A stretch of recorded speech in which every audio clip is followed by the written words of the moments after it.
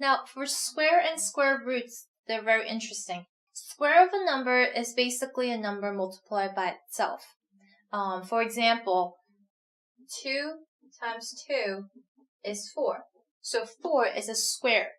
Now, square roots of a number means what number multiplied itself would give me that number. So for example, if I have the number 25, and I want to take the square root of it, and we use this radical symbol, the square root of 25 would be 5, because only 5 times 5, 5 times itself, equals to 25.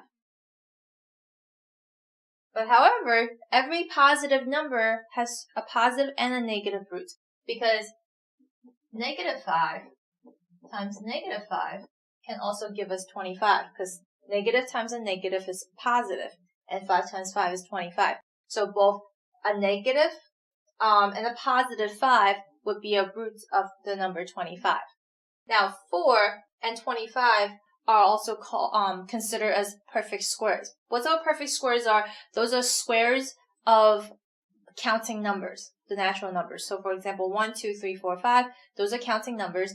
If you square those numbers, so let's make a quick list. So let's just do the first 5. So this is the number. If I square them, 1 square would be 1, 2 square would be 4, because 2 times 2. 3 square is 9, 4 square is 16, 5 square is 25. These are what we consider as the perfect squares.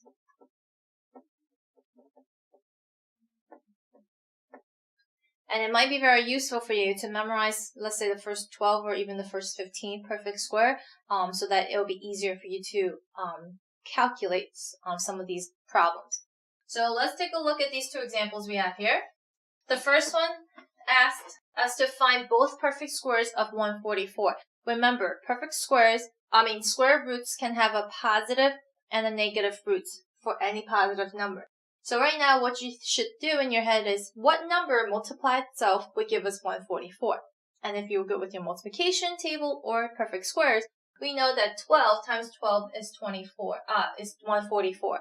So therefore, we know that 12 would be the positive roots for 144, and the negative roots would just be the opposite of 12, which is negative 12. So both square roots of 144 is 12 and negative 12.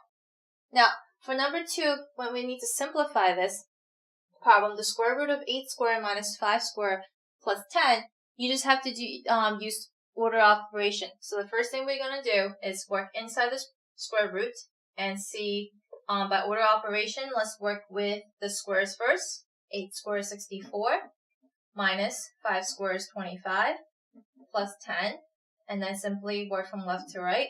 64 minus 25 is 39, plus 10, which would be 49.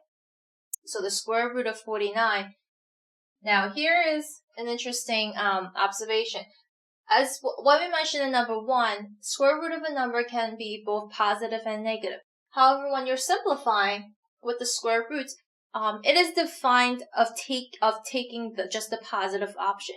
Even though 7 and negative 7 can be squared to get 49, in this situation, we're only taking the positive option. So the answer for simplifying this problem would just be 7. Now, in the situation where we're solving an equation, for example, x squared equals to 49, we have to take all possible roots into consideration. So to solve this problem, we would square root both sides to cancel out the square, and then your answer can be both a positive or a negative 7.